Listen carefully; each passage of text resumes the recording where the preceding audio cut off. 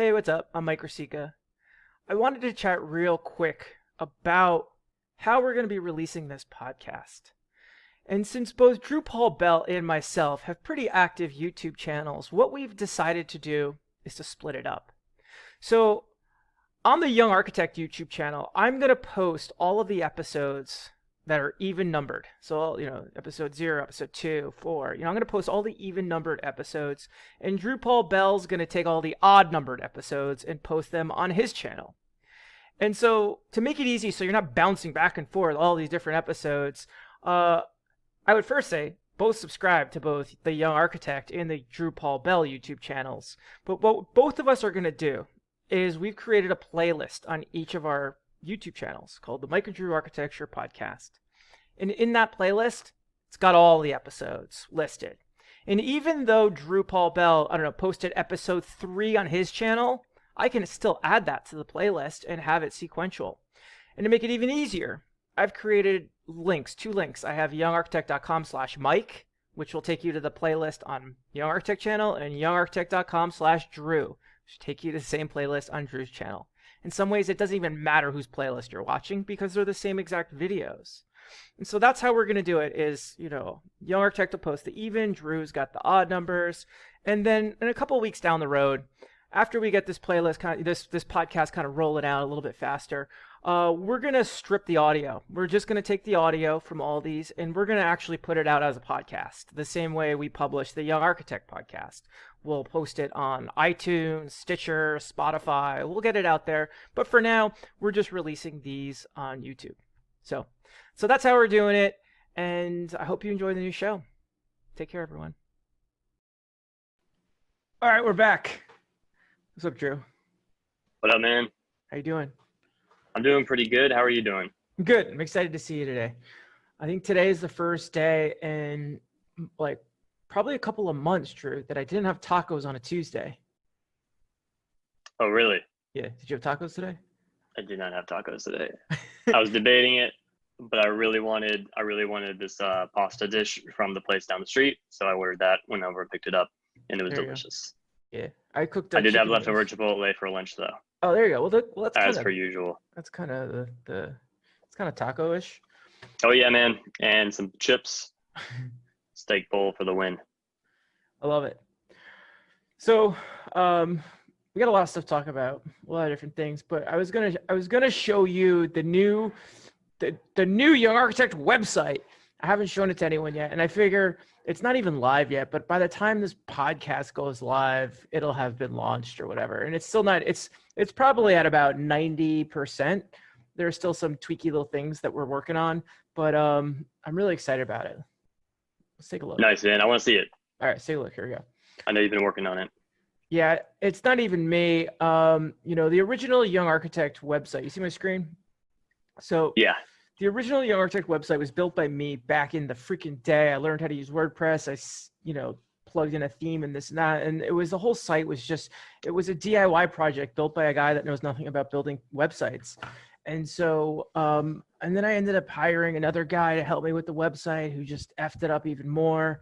And then, I don't know. And then it was just like this thorn in my side, and I was just always really unhappy with it. And then finally, I finally found the perfect people to help me with it. And so I spent a lot of money, and here we're at. We got to build a working website. So this is kind of the homepage of it. It's a picture from the conference. This is Candace from the Architecture Foundation, Lana, Kiera, a bunch of the boot camp, the Young Architect conference crew. If you click right here, get started. I think join our email list for the newsletter, learn more, and that thing that just pulls you right down here. So Young Architect's been featured in all of these publications. Here's a quick little blurb about me. Actually, we're going to change that. Drafting your success in architecture. We're going to change that. Picture of me and my dog. Then we have the products, the Young Architect Academy study materials. We're actually missing one of our courses, and it's got links to all the different courses that we've put together. Then it has testimonials from some of the courses that we've used, from people that have used it. We're going to update these testimonials, but this is kind of just a placeholder for right now. Scroll down a little bit more. We have a piece about the boot camp. just a quick little piece on the homepage about the ARE Bootcamp. Then we've got a couple of testimonials about the bootcamp. We're going to change these out. And then it comes down to the podcast. So this is actually not going to be as big. There's going to be a little blurb of text and the graphics going to get a little bit smaller. But then right below it is kind of these are the last 6 podcasts before that. And it's just kind of all these different panels. Next piece down is the blog. And the blog is actually, we're going to reorganize that, but it's going to look the same as the podcast. It's the latest blog post is going to have a little blurb with the graphic, and then we're just going to have pictures. And so it's going to look like kind of the same way as this. It's just going to be the graphics, because the title of the blog post is typically inside the graphic as well. So there's that.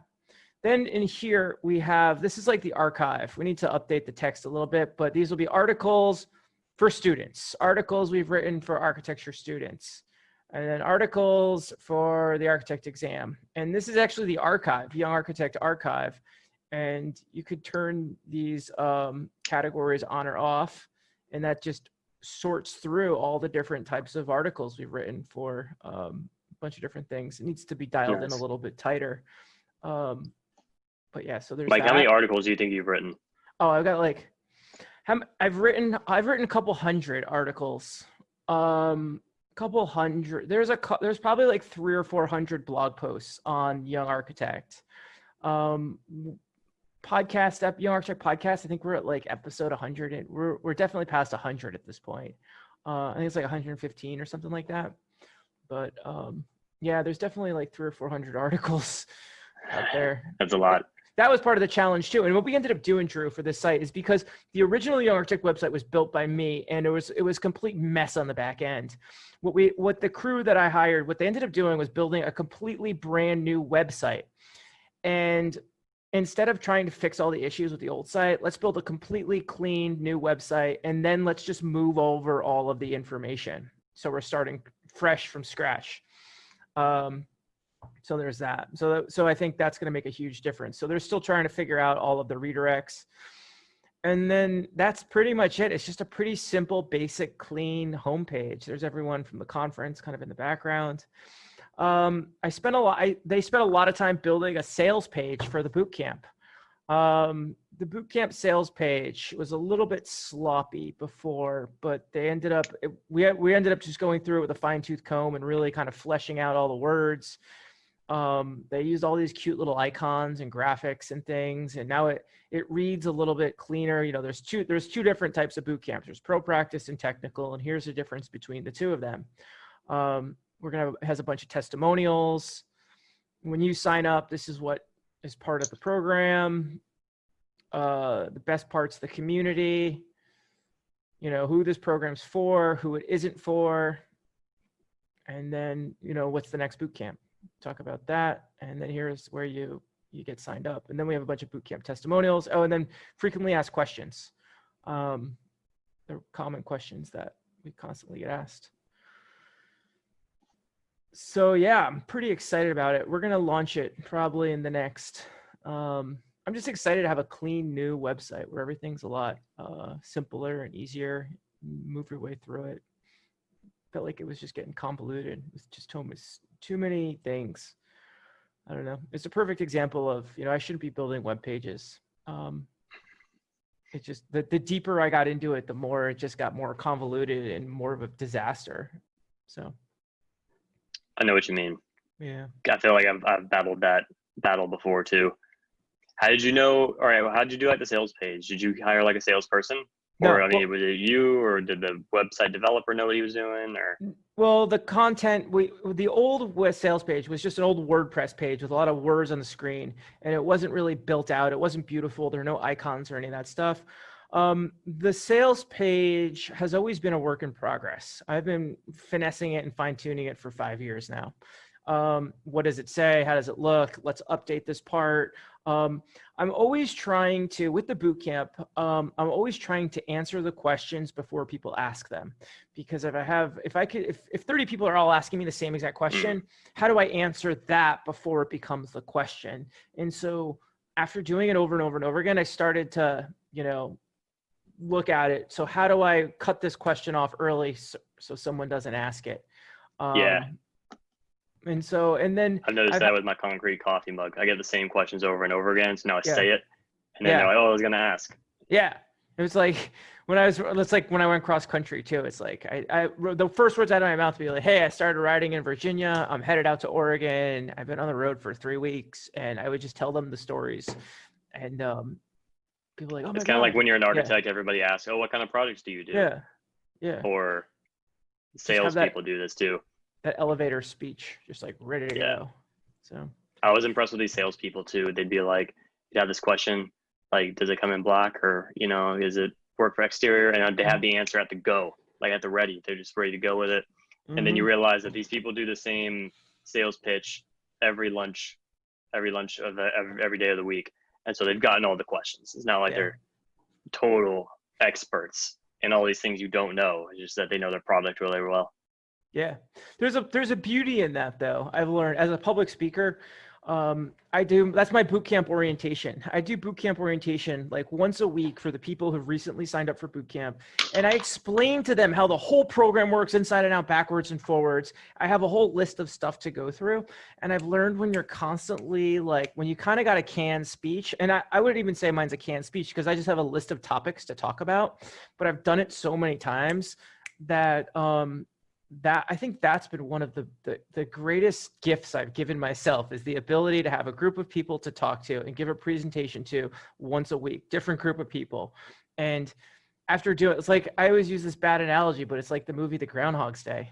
You figure out what doesn't work. Oh, someone asked this question. Maybe I should address this topic. And to keep doing like presentations like that has just been huge just for public speaking. What's going on, you, Drew? What have you been working on? Been working on work stuff. We still got this project that's kind of been dragging along, trying to get it through building permits and all that. We ran into an interesting question kind of came up for me the other day that I wanted to ask you because I feel like you'd be the person to know. We had to do kind of a change order thing, but with the way that our contracts were working out, it was kind of awkward because we have signed on board a contractor. I'm not sure if they've signed the contract or not. Okay. For the price because we don't have the building permit yet.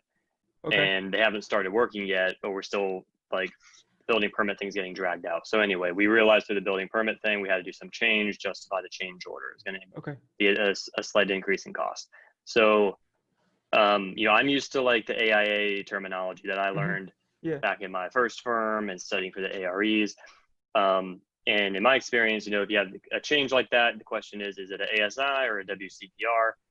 But I noticed that no one in my firm does that because I don't think people in my firm really use AIA contracts. Yeah. But I haven't really been involved so much with that part of the process, And so my question was also like, given the time where we're at, where I don't know if we've signed a project, if they signed a contract on this one, because I've kind of been brought in to usher this thing through the building permit stage. And so I messaged the principal. Like, is this an ASI or WCPR, or is there something else that we should do this under? And he said that typical terminology for AE, I think he meant architecture and engineering, was a bulletin.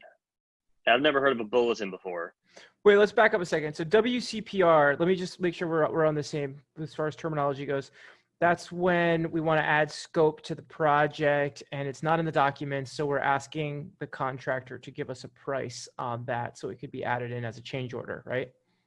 Yeah, it's a change that also justifies a change in price or in time, right? And so and then ASI is a change that does not reflect a change in price or time. Yep. So an example would be, all right, rather than doing gray paint, we're doing dark gray paint, or you're changing a red, you're changing like the color of paint or something. That's not going to really change the cost. Yeah. That's just going to change.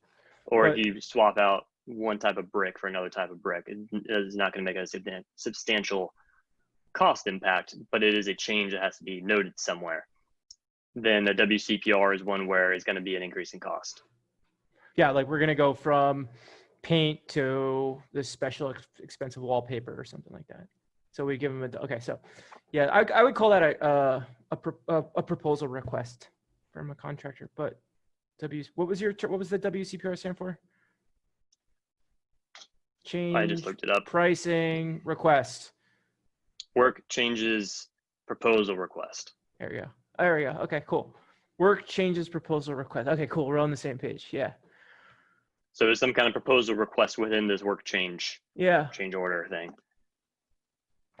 Okay. So I've been confused a little bit about what the so I Googled this and it showed up on a CSI website. And I learned a lot about AIA.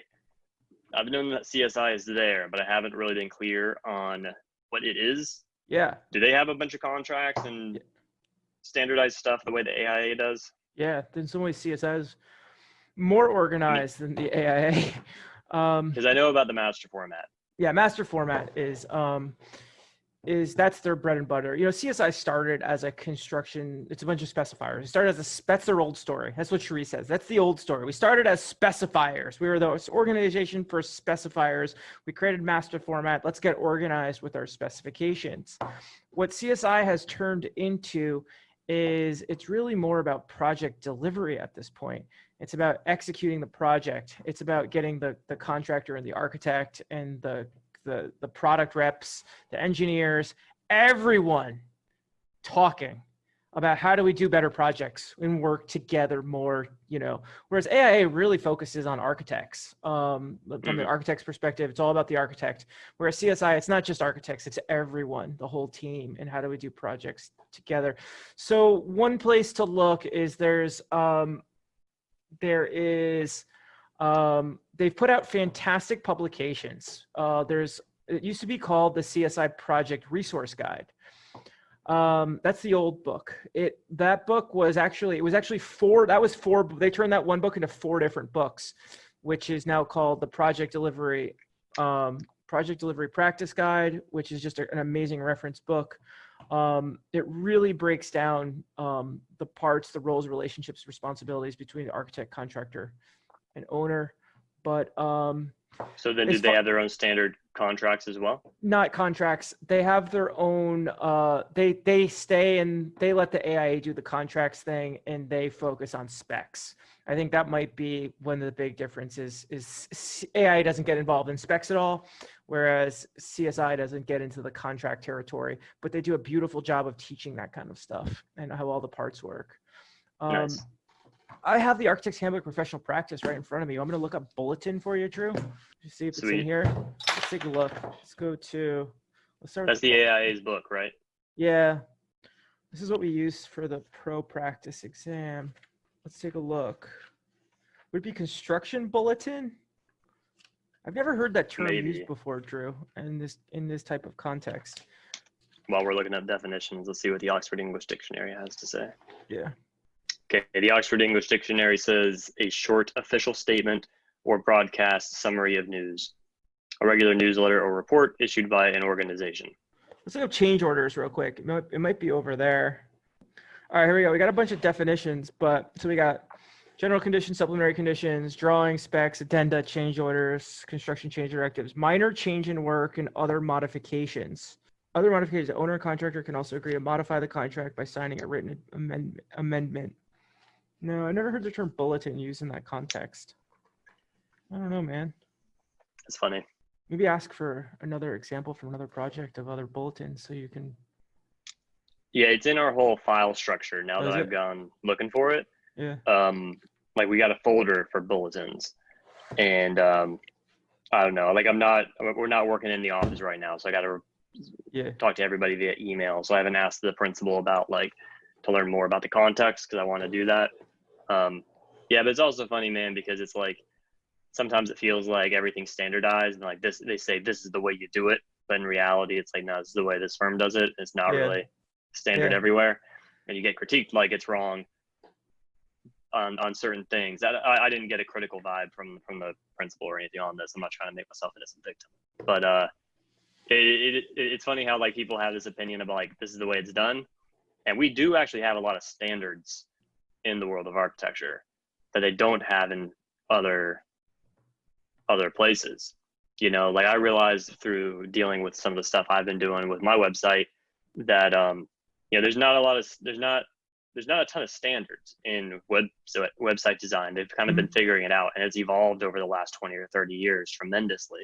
And but meanwhile we have standards like air gaps and sill plates and rafter tails and all kinds of stuff that's like basically standardized, has been in place for decades, if not centuries of construction, if not more than that, you know?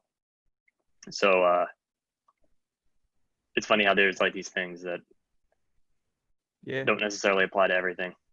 Yeah. Are you guys making progress with your permits and all that? You said, or actually you said it's going slower. Yeah, we got so we've been talking back and forth with like structural engineers for this concrete switchback ramp we're doing. And of course it's taking longer than it needs to, you know. They send something and yeah, I think that it's important to be good at communicating via email. One of my principal who actually told me the thing about the bulletin was actually, he's very good at communicating via email. Like I never get the sense I'm being attacked by this guy, nothing like that. I always know like I'm doing well with him. But it was like, I guess we were dealing with the structural engineer, and I said, you know, I was a little surprised that they had footings from some concrete slabs, the landing of the ramp, and not a turned down slab.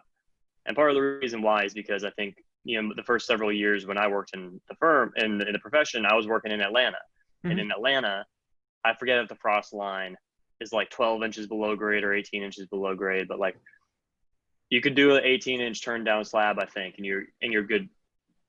The turn down slab has gone deep enough, because like if you're not familiar, to anybody listening, you know, the footing, the concrete structural foundation has to go into the ground to what's called the frost line. The frost line is how deep the soil would freeze. So if you have soil freezing below the bottom of the footing, that could then disrupt the footing, cause upheaval, and then you got all kinds of structural problems. So you have to go below where frost can penetrate to. And if you're dealing in Atlanta or Florida, like the frost line is very high in the ground, so you don't have to have very deep footings. But we're doing this project now up in New York, so now I can't exactly trust my instinct on this thing, which is fine. We're dealing with a structural engineer. But so I asked the structural engineer, do we need to have the footings there? Can we do a turn down slab?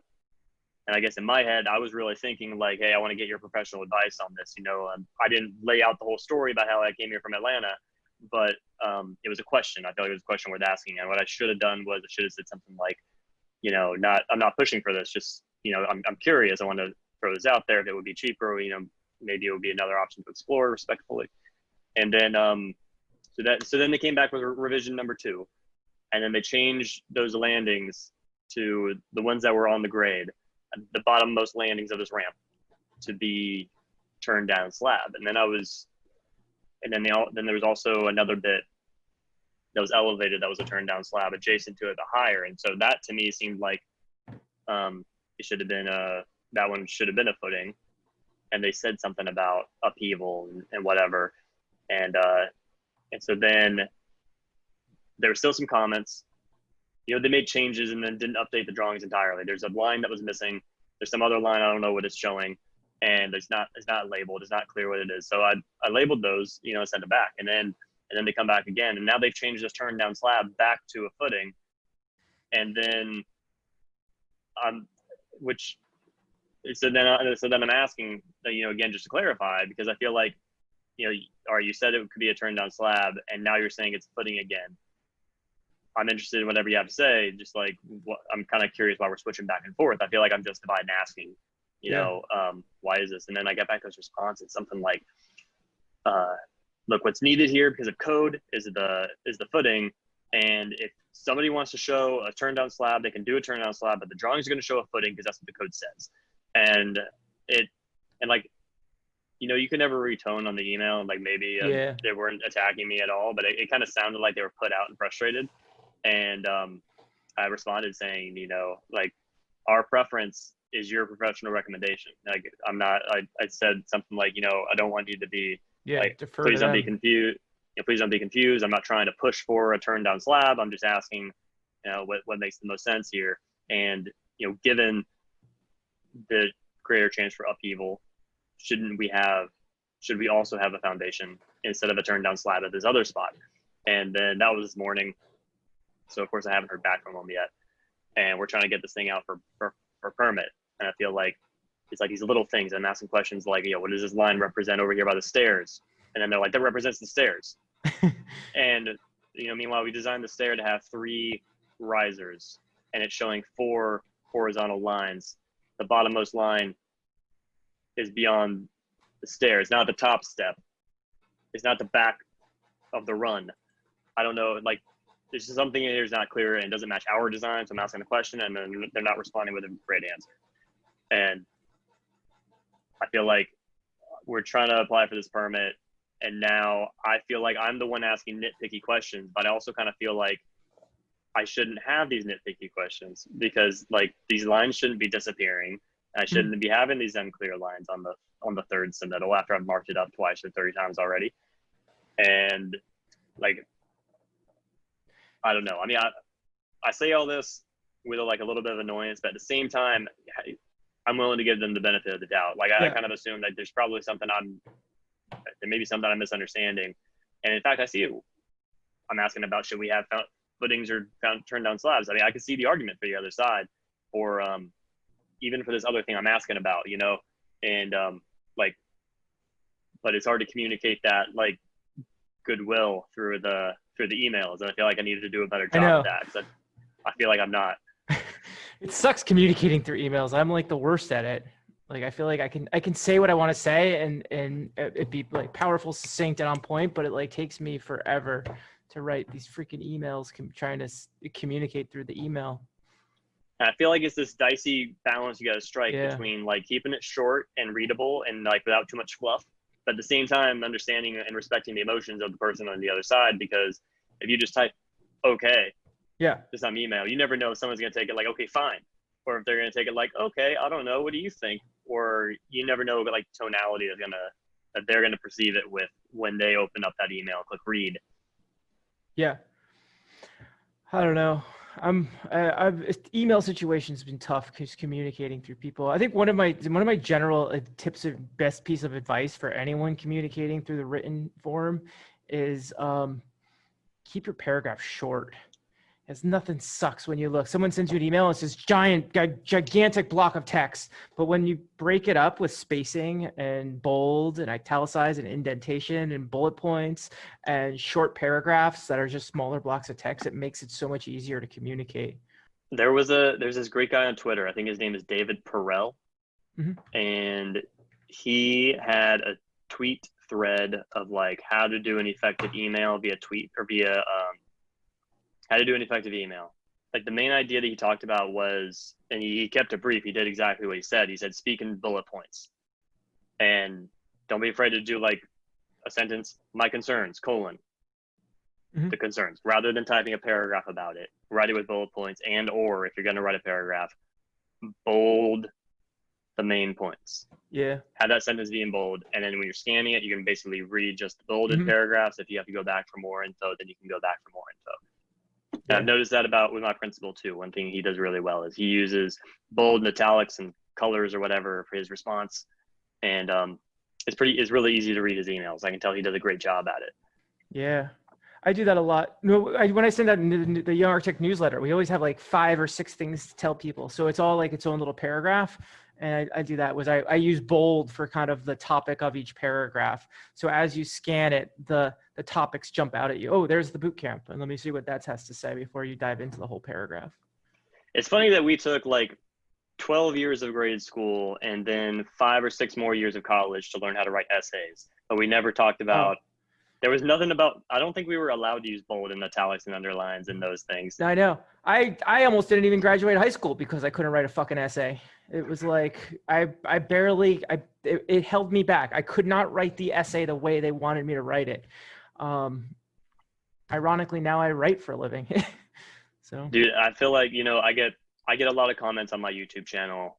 My most viewed video, my most common comment is, do you need to be good at math to do architecture?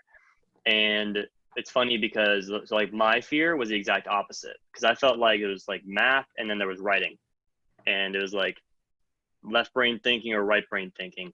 And I felt like I was a left brain thinking, not good at right brain thinking from like a very young age. And so I thought I wasn't good at writing because I was some like left brain thinker or whatever. But then eventually what I figured out was just I had just never had a good writing teacher.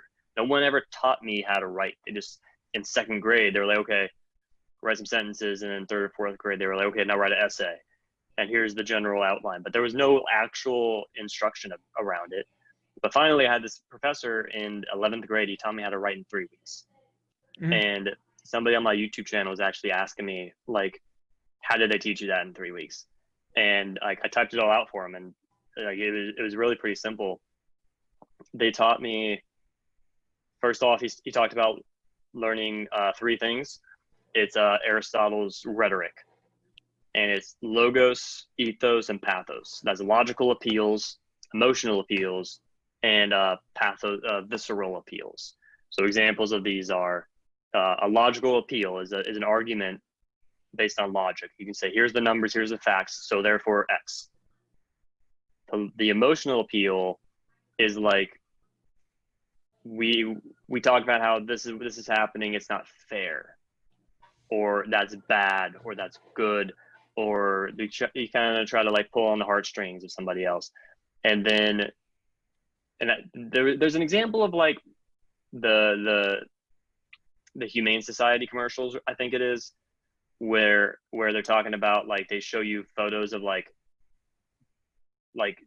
starved dogs, and they make you like feel all sad, and then they're like, call this number to donate to the thing. Like what they're doing is they're using an emotional appeal. They're tugging on your emotions. Yeah, like the and dodo. Then, yeah, I think the dodo does that too. I can't watch dodo. I hate it. Yeah, it's right. Yeah, that's absolutely right. I remember. That's why I don't watch the dodo either. And then the third one is visceral appeals. And I get a little mixed up about this. Maybe the emotional, like the starving dog, is also the visceral appeal. I'm not really sure, but like to describe a visceral appeal is like, I'm going to walk you through, I want to make your skin crawl. And I'm going to describe, like the example that they showed us was like this story about like a mosquito or a fly that lands on the skin follicles, and like its hairy teeth come out and bite you or whatever. And they describe it with huge detail, so it kind of makes your skin crawl, right? And so that kind of like visceral is like feeling, it makes you feel something, okay? And I get a little mixed up between like the visceral one and the emotional one. But so anyway, these are the three approaches though. This is rhetoric, and this is how you make somebody, the point of, and you have to understand that the point of writing is to change someone's mind. Unless you're just doing purely entertainment writing, is to change someone's mind. But even if you look at fiction, there's usually some kind of idea behind it. There's usually some kind of concept that they're conveying, right? In these novels. You can look at Mark Twain's Huckleberry Finn, and the point behind it was to humanize the black people that they were keeping as slaves. And like there is still a point behind, there's still, even though it's fiction, you are still trying to convey an idea. So you are changing someone's mind. You're making them think something or feel something that they did not think or feel before. And so that was what we learned. And then the other thing we did for the first 2 weeks was we wrote in a journal every day, in like stream of consciousness style. So like we set a timer for 5 minutes. You just write for 5 minutes. You can't you can't stop. If you don't know what to write, you write, I don't know what to write, and then just doodle or whatever. And then he upped it to like 10 minutes, and then I think it was 15 minutes. And then after 2 weeks of that, he said, okay, plot twist. Now you got to take all those writings and put them into one essay. All right. So then you had to get used to doing transitions. You transition from one idea to the next idea. And then you got some 20-page essay. So in the first 3 weeks of the course, you've learned what writing is for, to change somebody's mind. You've learned how to do that. You've learned the tools to do that, which is the logos, ethos, and pathos appeals. And then you've proven to yourself that you can. You just written a 20-page paper. It's week 3 of high school course. Normally, a 20-page paper would be like some term paper at the end that you dread over for 8 months, and then finally you pull it out like in a week or so. And instead, he just proved to us all that we could do it and showed us exactly what we were doing. I love it. Sounds like a great class. Dude, he was one of the best teachers I ever had. Like I got like a top 3, and he's in my top 3. Easy. Yeah. I love it. I hate writing emails, man. I've abandoned it. I have so many people email me, ask me stupid questions, and I don't know. I'd rather talk on the phone. I've trained the entire boot camp to just call me on the phone, and I probably get like That's nice. 5 or 6 phone calls a day from boot campers asking me questions, and I prefer it. I enjoy it actually. Yeah. Just to yeah. Yesterday was a little crazy though. I had like 10 people calling me yesterday all at the same time, asking me questions. It was just like one after another. But 99% of the time, I would just so much rather talk than send another fucking email. I think phone calls are way more effective at actually getting things done. Mm-hmm. But the trade-off comes in the legal standpoint when in the firm. Yeah, and work. And because Yep. like you need a record of everything. And it sucks that that's kind of what it comes down to, but unfortunately it is, Then you're like, well, I don't have any record of that change. And it's like, we talked about it on the phone. It's like, prove it. And, if you don't have an essay, like an email record, that's always been the counter argument in the firms I've been in. And I don't know. I've never seen that actually come back to bite anybody at a firm I've worked at. Mm-hmm. But I don't know. Sometimes Yeah. I feel like it's better just to get the damn thing done. I feel like too, man, it's like you maintain a good relationship with people and you're doing your job. Yeah. I think part of I it like to too. believe you're not going to get sued, but I'm sure that's naive. Yeah, I think part of my issue too is I like people, and I like I work by myself. I'm self-employed, solopreneur, and when I can communicate with when I can interact with other human beings, it's like huge. It's not like I'm showing up to an office every day and seeing 30 different people every single day. So it helps me kind of stay connected and feel human as well. I feel like it works really well for what you guys are doing. Yeah. Too. Yeah. I mean, I meet with Joanna we usually just lately we've been just meeting on Zoom every morning and just running through stuff, looking at web pages together, talking about different things. It's just so much easier. So, dude, the craziest thing happened today. Listen to this. Every morning looks the same. I go to CrossFit, I come home, I take a shower, I eat a quick breakfast, I walk the dogs, came back. I was gonna do a bunch of work. I was actually feeling really tired. I was like, let me go lay down. It was like 9:30 a.m. I had gotten all that other stuff done. I was like, let me go lay down. I told Courtney, I was like, I'm just gonna lay down for like an hour. I'm laying down and I'm probably 45 minutes into my little nap. And Courtney freaks out. She's like, Michael, where's the dog? Where's Princess? Courtney's dog, Princess. I go, what are you talking about? And I jumped up. I was like, where is she? And one of the dog sitter texted her a picture of the dog and went into her. Look at this. Look what happened. The dog, this got posted on the apartment complex website. Look at this. It says, attention, lost pet. This cutie was found wandering around on the 4th floor. If this is your fur baby, please visit the leasing office to pick her up.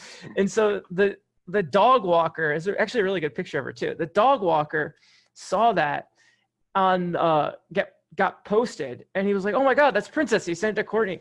So listen, what happened was I came back from walking the dogs, and I took the leash off of her, and I walked in the front door, and I hung up the leashes, and the dog didn't walk in the door with me. Me and Molly walked in, but Princess stayed in the hallway. The dog stayed in the hallway.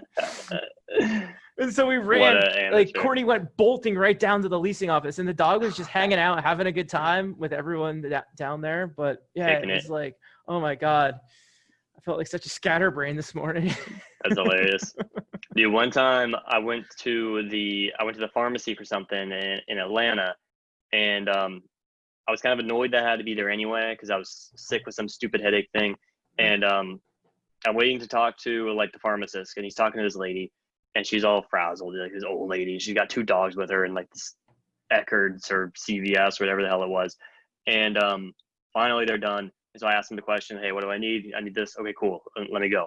Then I get up to the front, and then the same lady is at the cashier, and she's taking forever. She's like trying to dig out her coins from the coin purse, and I think I got a coupon, and she's taking forever. And then finally, to get everything settled up, I'm there for like way longer than I needed to be. And then they finally leave. I get up there, I pay, I'm in and I'm out, I'm done. I'm walking down, it's in this like long strip mall, and I'm walking up past this lady again, she's going slow with her 2 dogs following her. She got the 2 leashes or whatever. And then somebody who's sitting at some outdoor patio steps up. She's like, oh, she realizes that one of these dogs is not even on the leash. This lady is just dragging a leash. Oh my But God. but the dog is being such a good boy that he's following anyway. Oh And my they're like, God. oh, you're such a good boy. Like, bro, that dog has it together better than that owner does. She was Yeah. frazzled. She was a mess. Oh my That God. dog, though, man. That Yeah. dog's a good dog. Yeah. Dogs are so smart, man. My dog. Yeah. They said Princess was just hanging out on the 4th floor, just kind of wandering around, sniffing things and just like hanging out. But yeah, I don't know. Dogs are crazy.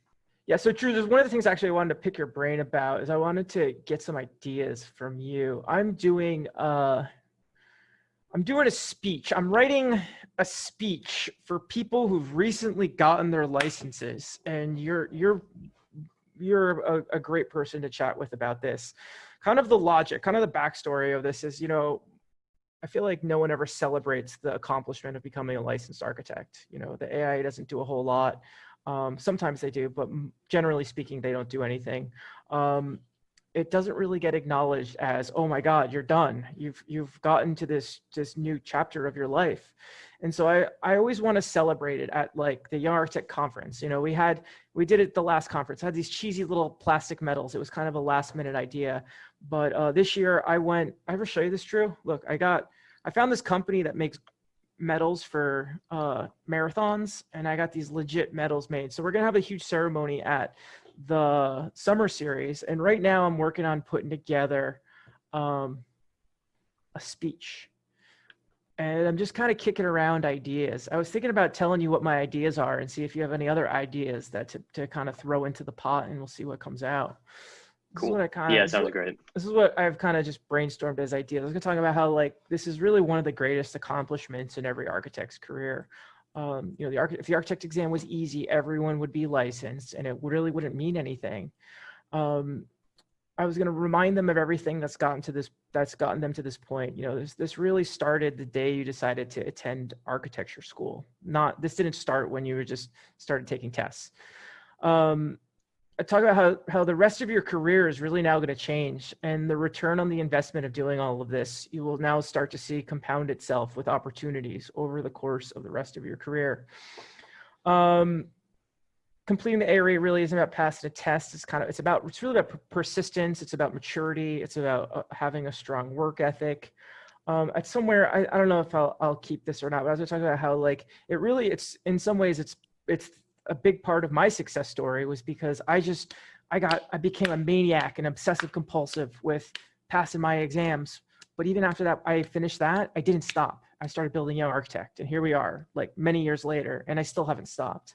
So kind of just projecting and using this as like a launching point into the next chapter. And then your next project as an architect is really to kind of create positive change within the profession.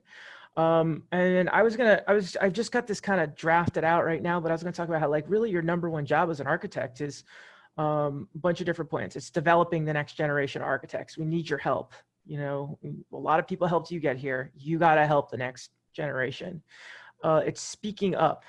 How your voice has a much stronger, has a lot more value when you're a licensed architect than it does when you're just some guy that's passed 2 exams, So, speaking up, helping others accomplish this goal, and helping change the status quo towards excellent. So right now I'm just kind of like kicking around I'm just kicking around ideas.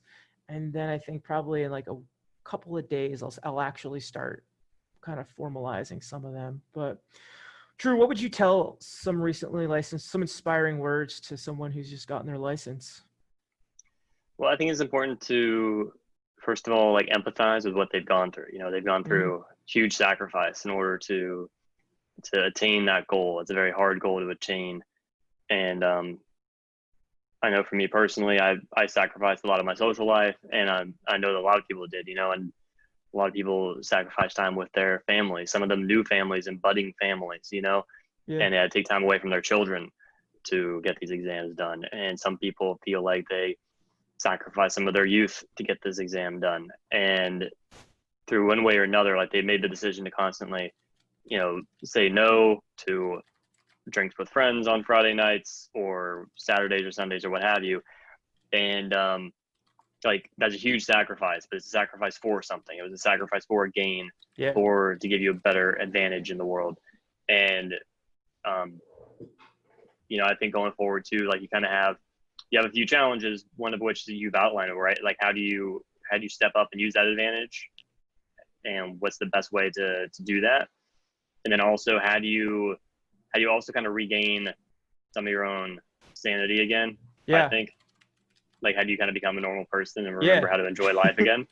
I feel like I'm still kind of on that on ramp, kind of easing back into that kind of thing. Yeah, I think it's also important to emphasize their capability, because in a world where, I feel like we kind of touched on the idea earlier, the idea of like, oh, this is the way it's done. Mm-hmm. That's a little one-dimensional, man. It's not always true. Like you are capable of coming up with a way of doing something. Like we do something different. We do it differently in my office now than we did at the office before. In the same way, you can decide that one way is better than the other way, and you can make decisions. You have efficacy. You have liberty over the way that you're going to run your career from now on. And with that, with great power comes great responsibility, to quote a cliche, but it's not wrong. It's true. Yeah. So I think the idea of like personal responsibility, personal liberty that comes along with it, personal freedom. Yeah. These are all great if you ideas. use it right. Yeah. I think a big part, I'm doing this with Joel Hall. I don't know if you know Joel. He's a big black guy. He's a professor in community college. He teaches architecture at a community college in St. Louis. He was on the call. Yeah. I love that guy so much. He's gonna just Joel's gonna be super enthusiastic and kind of give it like a big Joel hug welcome. And I wanted to have more of I think I'm going to talk more. It's going to be more of like a call to action. Like we need to step up. Like I need you to help out and try to get people inspired to take things to the next level as well. So yeah, cool. This is helpful. I think it's important to say, what do you mean help out? Like help out with, there are people that have stepped up and helped them get to where they're at this new chapter. Bosses, coworkers, mentors, other things. We need them to do that as well for the people who are behind them as well. I mean, that was a big part of why I started Young Architect, was no one was helping anyone figure any of this stuff out. And I said, if I can just help one or two people, mission accomplished. So. Mm-hmm. Yeah. Being a good mentor, sending the elevator back down, so to speak. This is really helpful. Just kind of talking through ideas, getting the work done, figuring it out. I think it's great that you're doing that. I felt like, I mentioned how I had gotten my license done at some AIA event. And I was asking the question, like, I got my license. When do you know it's time to start your own firm? And like people applauded a lot for that. I was kind of surprised. I wasn't saying, I got my license to brag. I had a real question about like, when do you move forward and kind of take that next step? But I think that even if the organization itself doesn't necessarily support people very well, I found that a lot of the individuals really do. Oh yeah, absolutely. Feel supportive. Mm-hmm. And I think that's great. I just want to acknowledge the accomplishment. I want to take it because it's huge. And it was one of the big frustrating things when I got my license was no one really said congratulations. My boss gave me a handshake. And then when I asked for a raise, they kind of laughed at me. I was like, "What, Mike, you're already making way too much money as it is anyway. So I don't know about that raise." Time to leave then. Yeah, I did. I started my own business and I ran for my life. Yeah, I'm excited, man. The summer series is gonna be a lot of fun. I'm excited for your portfolio thing as well. One of the things I realized the other day is with the summer series coming up, I'm gonna introduce every single speaker and workshop leader. I'm going to be at every single thing, kind of running the behind the scenes, the technology and all this stuff. So I'm going to do introductions for everyone. And today we realized that, like, Mike, do you realize you're going to have to introduce like 30 something people over the course of like 5 days? And I was like, oh my God. So I started like mapping out like all these introductions, just kind of creating bullet points and like how I'm going to introduce Drew Paul Bell when the time comes for him to do his thing. So sweet. You got to keep them all straight, or are you going to like, yeah, my little document will keep me straight. Cool. Yeah, I'm excited, man. We're in full conference mode at this point. We're 2 weeks out. Yeah, we're exactly 2 weeks out. Nice. Yeah, I can tell. We're I at, was talking with Joanna earlier today about my talk. yeah, You guys seem all really dialed in. got 300 people signed up, which Nice. is incredible because a couple months ago we weren't even sure if we were going to do this. We might have not even had an event this year, and to do this pivot on kind of a last minute, let's do an online conference instead. It's been very quickly. When did that happen? That happened in like March, April. Where are we at? We're at July right now. To kind of whip this thing together so quickly has been fun. Awesome, So, man. Yeah, I'm looking forward to it. I think it's going to be a great conference. yeah.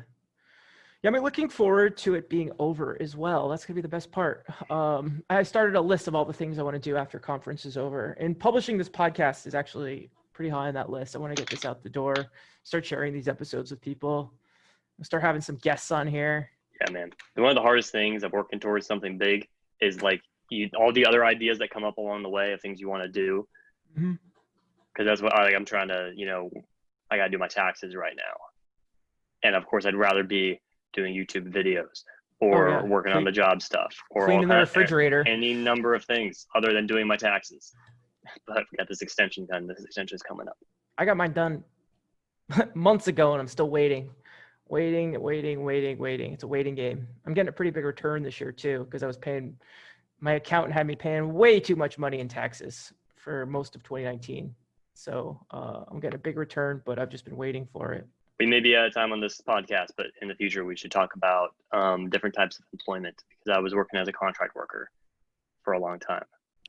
And you're talking about the taxes reminded me, because I got into some issues with that. We had to pay estimated taxes rather than it coming out of the paycheck. And that could be dicey for some architects who don't know what they got into. Yeah. I pay monthly estimated taxes. Monthly. Which is a little neurotic, but I feel like, some months normally it's quarterly. It's more than, every month we make a payment. But because I feel like some months there is a lot of money coming in, some months it's slower, and I would rather take it I would rather not be suddenly find out I owe $30,000 in taxes. Surprise. I don't like surprises. So if I could pay monthly, that would be better. So it's more if work. I knew paying monthly was an option, that would have been a better option than paying quarterly, because that's what I did. Yeah.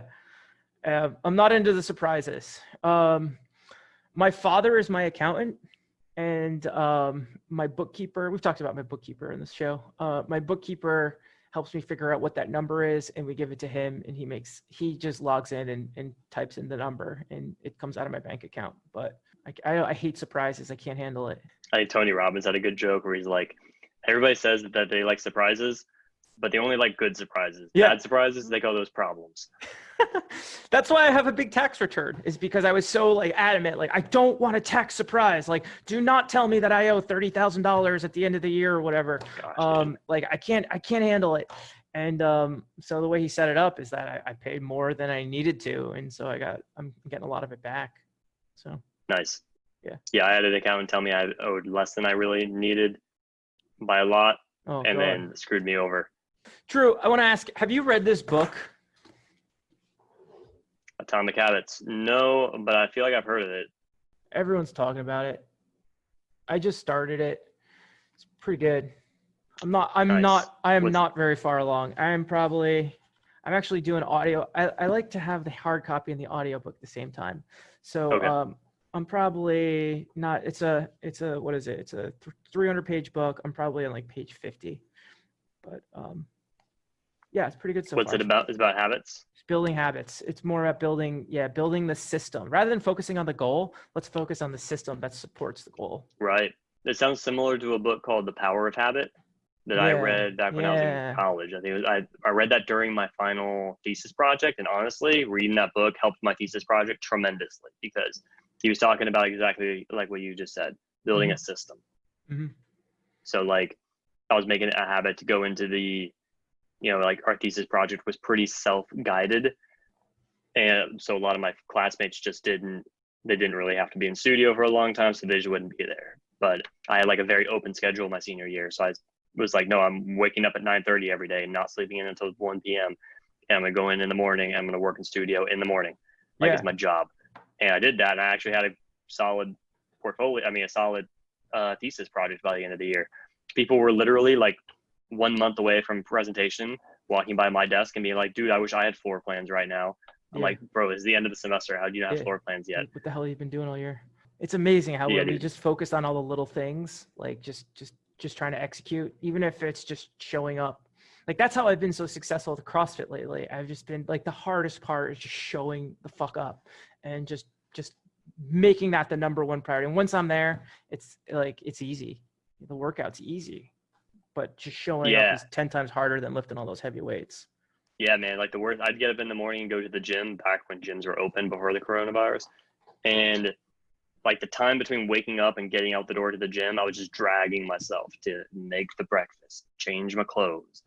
I had to have my gym bag ready from the night before and get out. As soon as I get out the door, though, I'm walking to the gym.